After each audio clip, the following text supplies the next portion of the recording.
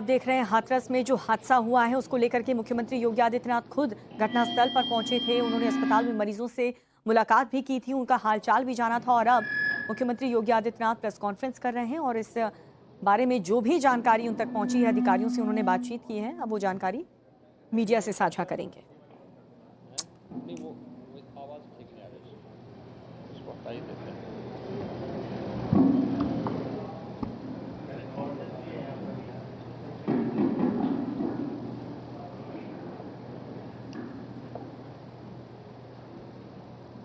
तो ये तस्वीर आपको दिखा रहे हैं, आप तस्वीरों में देख सकते हैं मुख्यमंत्री योगी आदित्यनाथ उसी जगह पर पहुंचे थे, उसी स्पॉट पर जहां पर इतने लोगों की मौत हुई थी। पीड़ितों से मुलाकात भी की, अस्पताल गए मुख्यमंत्री योगी आदित्यनाथ और जो लोग इसमें घायल हुए हैं उनसे बातचीत की, उनके परिवार वालों से बातचीत। सिकंदराबाद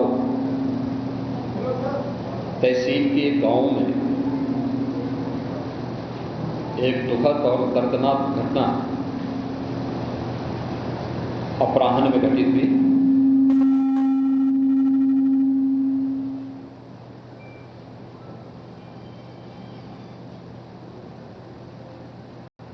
इस पूरी घटना के तह तक जाने के लिए शासन स्तर पर हम लोगों ने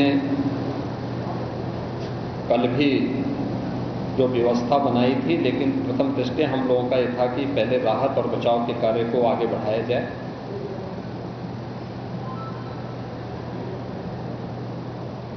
इस पूरी जो अभी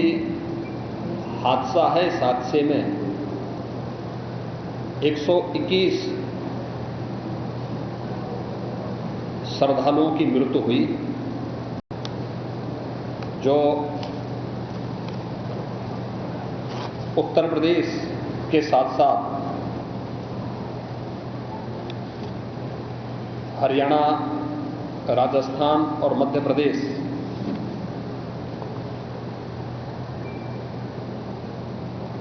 से भी जुड़े हुए थे।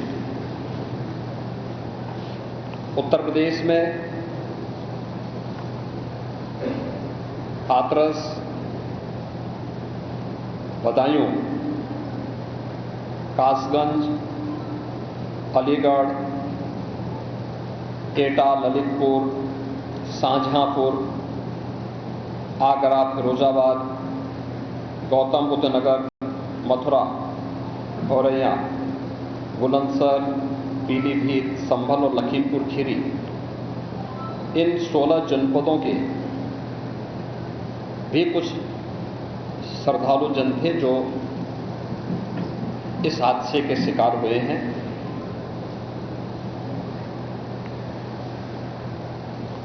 एक 121 में से 6 मृतक ऐसे थे जो अन्य राज्यों से थे, जिनमें ग्वालियर मध्य प्रदेश से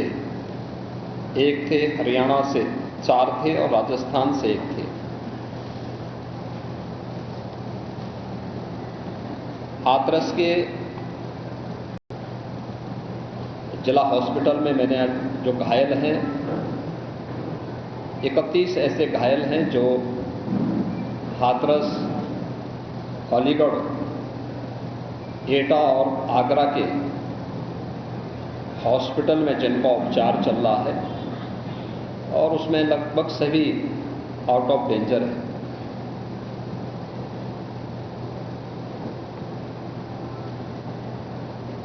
हादसे के बारे में जो वहाँ के चश्मदीद हैं, जो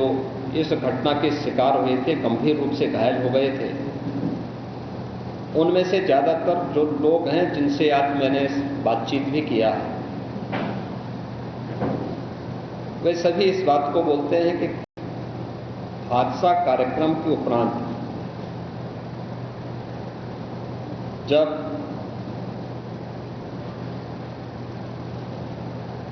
इस कार्यक्रम में जो सज्जन वहां पर अपना उपदेश देने के लिए आए थे, उनका कार्यक्रम या उनकी कथा संपन्न हुई तो कथावाचक के मंच से उतरने के बाद जीटी रोड में जैसे ही उनका काफिला आया था, तो उन्हें छूने के लिए जब महिलाओं का एक दल उधर बढ़ा तो उनके पीछे पीछे भीड़ गई और इसी के बाद वे एक दूसरे के ऊपर चढ़ते गए। सेवादार भी लोगों को धक्का देते रहे, जिसके कारण दोनों ओर, जीटी रोड के दोनों ओर और जीटी रोड के अंदर भी ये सब हादसा वहां पर होता हुआ दिखाई दिया। इसका सबसे दुखद पहलू यह था कि इस प्रकार के आयोजन में जो सेवादार प्रशासन को अंदर घुसने नहीं देते, दुर्घटना होने के तत्काल बाद या दुर्घटना के दौरान प्रारंभिक रूप में इन्होंने पहले वहां पर इस मामले को दबाने का प्रयास किया, लेकिन जब उन्हें प्रशासन ने हॉस्पिटल ले जाने की कार्रवाई प्रारंभ की तो इनमें ज्यादातर सेवादार वहां से भाग गए। इस पूरी घटनाक्रम के लिए हम लोगों ने एडीजी आगरा की अध्यक्षता में एक एसआईटी गठित की है, जिसने अपनी प्रारंभिक रिपोर्ट दी है और इस घटना की तह में जाने के लिए उनसे कहा गया है। बहुत सारे ऐसे पहलू हैं जिन पर जांच होनी बहुत आवश्यक है। अब तक प्रथम दृष्टया जो थी हमारी कार्रवाई ये थी कि राहत और बचाव के कार्य को आगे बढ़ाने के बाद आयोजकों को पूछताछ के लिए बुलाना, घटना के बारे में, हादसे के कारणों के बारे में उनसे भी पूछताछ करना और फिर घटना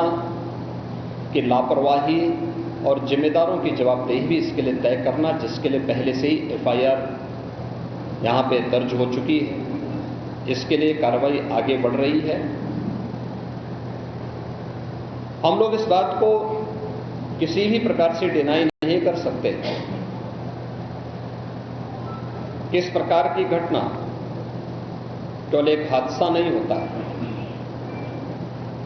अगर हादसा भी है तो उसके पीछे कौन जिम्मेदार है, और अगर वह घटना घटित हुई है तो इसके पीछे हादसा नहीं तो साजिश किसकी है, कौन इसके पीछे है। इन सभी पहलुओं को लेकर के राज्य सरकार ने तय किया है कि हम इसका एक जुडिशियल इंक्वायरी भी करवाएंगे और जुडिशियल इंक्वायरी हाईकोर्ट के एक रिटायर्ड जज की अध्यक्षता में होगी, जिसमें प्रशासन और पुलिस के भी रिटायर्ड सीनियर अधिकारियों को रख करके इस पूरी घटना की तह में जाकर के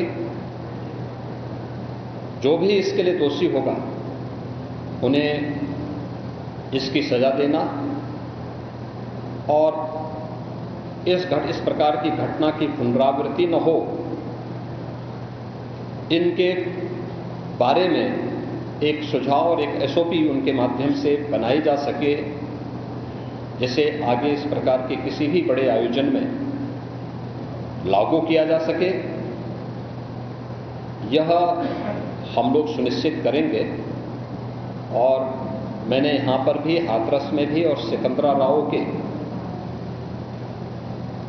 घटनास्थल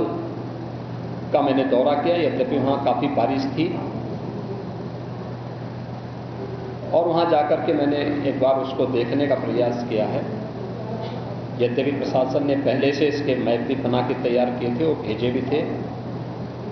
लेकिन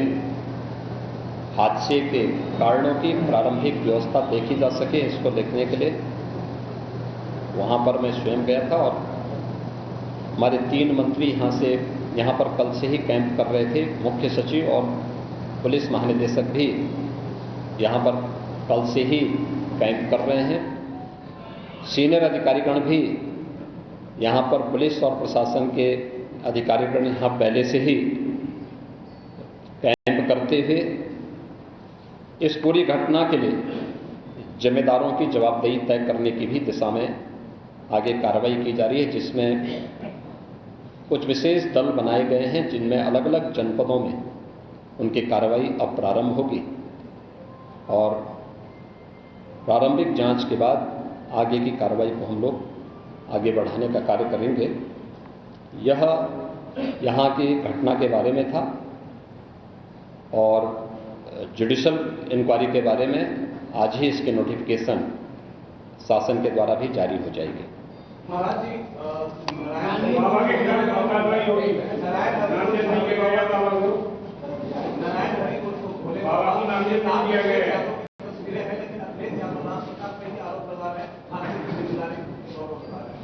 देखिए, कुछ लोगों की एक प्रवृत्ति होती है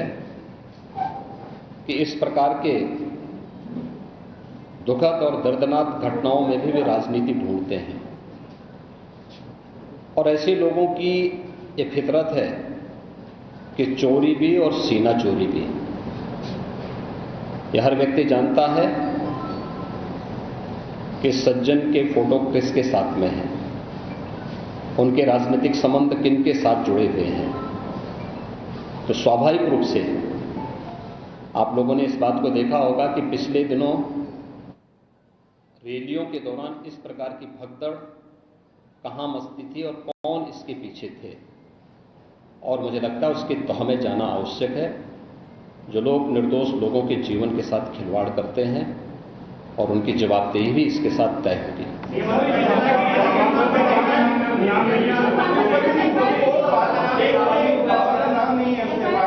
दूसरी चीज आपने कहा कि ऐसे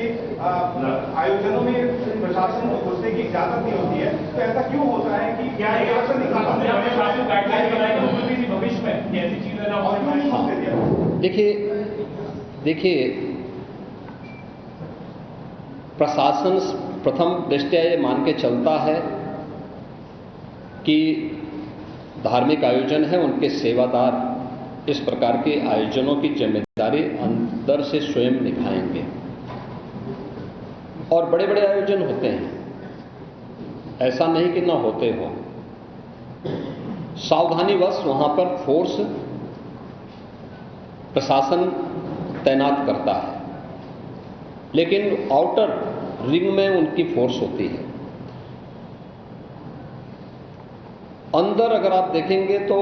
उनके स्वयंसेवक के सेवादार ही इस पूरे व्यवस्था का संचालन करते हैं, उनकी देखभाल करते हैं। और जहां पे भीड़ अनुशासित होती है,